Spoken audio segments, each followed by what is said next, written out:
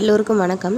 Brinda Satishkumar YouTube சேனலில் நம்ம இன்றைக்கி என்ன டாபிக் பார்க்க போகிறோம் அப்படின்னா, பீரியட்ஸ் மிஸ் ஆகுது. ஆனால் ப்ரெக்னன்சி கிட்டில் செக் பண்ணும்போது நெகட்டிவ்னு வருது. அது என்ன காரணத்தினால இருக்கலாம் அப்படின்றத பற்றி தான் இந்த பதிவில் பார்க்க போகிறோம். ப்ரெக்னென்சிக்காக எதிர்பார்த்துட்ருக்க பெண்களுக்கு அந்த கிட்டில் வர 2 கோடு அப்படின்றது ரொம்ப ரொம்ப முக்கியமான ஒன்று, ரொம்ப ஆர்வத்தோடு எதிர்பார்த்துட்ருக்க ஒன்று. அப்படி ப்ரெக்னென்சிக்காக எதிர்பார்த்துட்ருக்கவங்க மாதவிடாய் நாள் வர்ற வரைக்கும் வெயிட் பண்ணி, அந்த மாதவிடாய் நாள் ஒரு நாள் தள்ளி போனால் கூட அவ்வளோ சந்தோஷத்தோட அவ்வளோ ஆர்வத்தோட ப்ரெக்னென்சி கிட்டை வாங்கிட்டு வந்து செக் பண்ணுவாங்க. அவ்வளோ ஆர்வத்தோடு வாங்கிட்டு வந்து செக் பண்ணும்போது ப்ரெக்னென்சி கிட்டில் 1 கோடு தான் வருது, 2 கோடு வரலை அப்படின்னா அவங்க படுற வலியும் வேதனையும் சொல்ல முடியாது. அந்த வலியை அனுபவிக்கிறவங்களுக்கு மட்டும்தான் அது புரியும். ஏன்னா அந்த வலியையும் வேதனையும் நானும் அனுபவிச்சிருக்கேன். என்னோடய ப்ரெக்னென்சியில் கூட நாள் தள்ளி போய் 5வது நாள் நான் கிட்டு வாங்கிட்டு வந்து செக் பண்ணும்போது எனக்கு நெகட்டிவ் தான் வந்தது. அதாவது 35வது நாள் நான் செக் பண்ணும்போது எனக்கு நெகட்டிவ் தான் வந்தது. அதற்கப்புறம் ஒரு 10 நாள் வெயிட் பண்ணிவிட்டு செக் பண்ணும்போது தான் எனக்கு பாசிட்டிவ் வந்துச்சு. ஸோ எனக்கு தள்ளி போனதுக்கான காரணம் என்ன அப்படின்றதையும் நான் உங்களுக்கு சொல்கிறேன். பொதுவாக என்னென்ன காரணங்களால இந்த நெகட்டிவ் வரும் அப்படின்றதையும் பார்ப்போம். கர்ப்ப காலம் அப்படின்றது ஒரு வரம் அப்படின்னு தான் சொல்லணும். ஒரு பெண் கர்ப்பமாக இருக்கிறாளா இல்லையா அப்படின்னு தெரிஞ்சுக்கிறதுக்கு சில பரிசோதனைகள் தேவைப்படுது. அந்த காலத்துலேயெல்லாம் ப்ரெக்னெண்ட்டாக இருக்காங்களா இல்லையா அப்படின்னு தெரிஞ்சுக்கிறதுக்கு மருத்துவரை தேடி போய் தான் பார்த்தாங்க. ஆனால் இப்போ அப்படி இல்லை.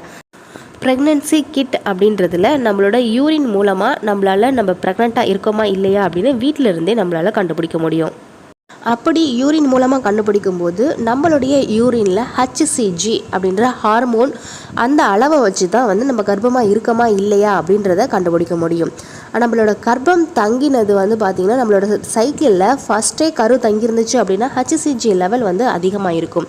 நம்மளோட சைக்கிளில் நம்ம லாஸ்ட்டாக கரு தங்குச்சு அப்படின்னா HCG லெவல் ரொம்பவே கம்மியாக இருக்கும். இந்த HCG லெவல் கம்மியாக இருக்கும்போது நம்ம யூரின் டெஸ்ட் பண்ணோம் அப்படின்னா நமக்கு நெகட்டிவ் தான் காமிக்கும். என்னோடய ப்ரெக்னென்சியில் என்னோடய சைக்கிளில் லாஸ்ட்டாக தான் கரு தங்குச்சுனால நான் 10 நாள் லேட்டாக செக் பண்ணும்போது தான் எனக்கு ரிசல்ட் பாசிட்டிவ் ஆனுச்சு. ப்ரெக்னென்சிக்காக எதிர்பார்த்துட்ருக்கவங்க மாதவிடாய் தள்ளி போனால் ஓரிரு நாட்கள்லேயே நீங்கள் கிட்ட வாங்கிட்டு செக் பண்ணிவிட்டு அதில் ரிசல்ட் நெகட்டிவாக வருது அப்படின்னு சொல்லி வருத்தப்படாதீங்க. ஒரு 10 நாள் வெயிட் பண்ணி பார்த்துட்டு அதுக்கப்புறமா நீங்கள் செக் பண்ணுங்க. உங்களோட கிட் பாசிட்டிவ் ஆகிறதுக்கான சான்ஸ் இருக்குது. சில சமயத்தில் நீங்கள் கர்ப்பமாக இருந்தால் கூட உங்களுடைய ஹார்மோன், கர்ப்பத்திற்கான ஹார்மோன் HCG குறைவாக இருந்தால் கூட அதை வீட்டில் நம்ம பரிசோதனை செஞ்சு பார்க்கும்போது கர்ப்ப பரிசோதனை நெகட்டிவ் அப்படின்னு தான் வரும். முதல் மாதத்தில் நாட்கள் தள்ளி போனால் நீங்கள் 1 மாத கர்ப்பம் அப்படின்னு சொல்ல முடியாது. உங்களோட சைக்கிளில் 13வது நாட்களில் நீங்கள் கர்ப்பமாக இருந்தீங்க அப்படின்னா அது 2 வார கர்ப்பமாக தான் இருக்கும். 2 வார கர்ப்பத்தில் HCG ஹார்மோனோட லெவல் ரொம்பவே குறைவாக இருக்கும். இதன் காரணமாக கூட உங்களோட ரிசல்ட்டு நெகட்டிவாக இருக்கலாம். அடுத்ததாக என்ன காரணத்தினால இருக்கலாம் அப்படின்னா, எக்டோபிக் ப்ரெக்னன்சி, அதாவது இடம் மாறிய கர்ப்பம் நிகழ்ந்திருக்கும். உங்களுக்கு கர்ப்ப பரிசோதனை நெகட்டிவ் காட்டுது. ஆனால் இது போன்ற கர்ப்பமானது 3% மட்டும்தான் நிகழக்கூடியது. 97% வாய்ப்பு இல்லை. 3% பெண்களுக்கு மட்டும்தான் இந்த மாதிரியான ப்ரெக்னன்சி நிகழலாம்.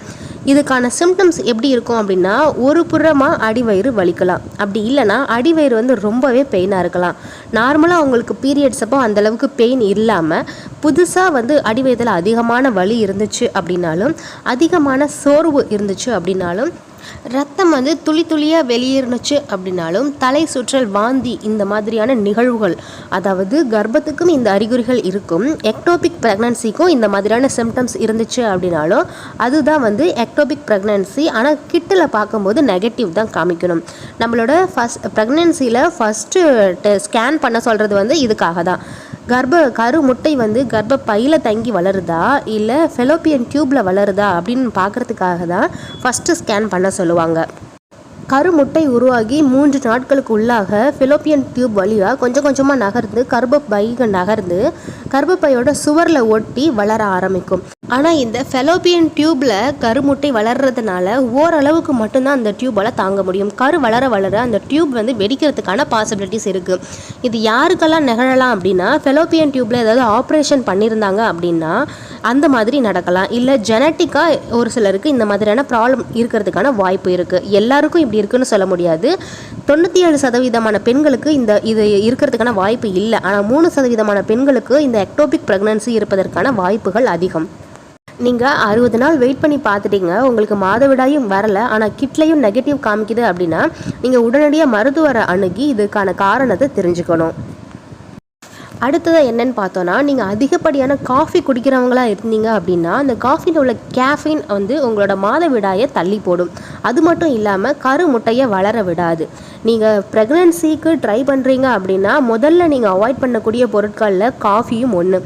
ப்ரெக்னன்சிக்கு அப்போ மட்டும் இல்லைங்க, ப்ரெக்னன்சி கன்ஃபார்ம் ஆன 3 மந்த் வரைக்குமே நீங்கள் காஃபியை எடுத்துக்கக்கூடாது. ஏன்னா காஃபியில் உள்ள கேஃபைன் அப்படின்ற பொருள் வந்து கருவை வந்து கலைக்கக்கூடிய காரணிகள் வந்து அதில் அதிகமாக இருக்குது.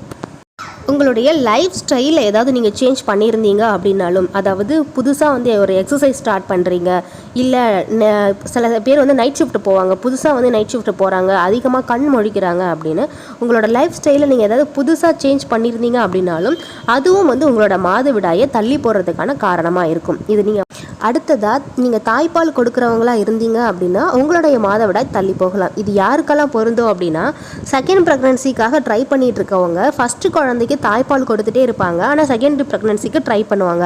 அப்படி இருக்கிறவங்க நீங்கள் தாய்ப்பால் கொடுக்கறதுனால கூட உங்களோட மாதவிடாய் தள்ளி போகலாம். அதாவது ஃபஸ்ட்டு ப்ரெக்னன்சியில் குழந்தை பிறந்த அப்புறம் உங்களுடைய மாதவிடாய் வந்து சீராகிறதுக்கே கொஞ்ச நாள் எடுத்துக்கும். ஸோ குழந்தை வளர வளர வந்து தாய்ப்பால் தேவை வந்து அதிகமாக இருக்கும். ஸோ தாய்ப்பால் அதிகமாக குடிக்கிறதுனால உங்களுடைய மாதவிடாய் வந்து கொஞ்சம் வந்து இர்ரெகுலராக இருக்கலாம். ஸோ நீங்கள் தாய்ப்பால் கொடுத்துட்ருக்கீங்க, ஆனால் செகண்ட் ப்ரெக்னன்சிக்கு ட்ரை பண்ணுறீங்க, நீங்கள் உங்களுக்கு நாள் தள்ளி போகுது, ஆனால் கிட்டில் வந்து நெகட்டிவ் வருது அப்படின்னா நீங்கள் மருத்துவரை சந்தித்து அவங்களோட ஆலோசனையை எடுத்துக்கலாம். ஒரு சில உடல்நல பிரச்சனைகள் கூட மாதவிடாய் தள்ளி போகிறதுக்கான காரணமாக இருக்கலாம். உதாரணமாக அவங்களுக்கு தைராய்டு ப்ராப்ளமாக இருக்கலாம், இல்லை பிசிஓடி பிசிஓஎஸ் ப்ராப்ளமாக இருக்கலாம்.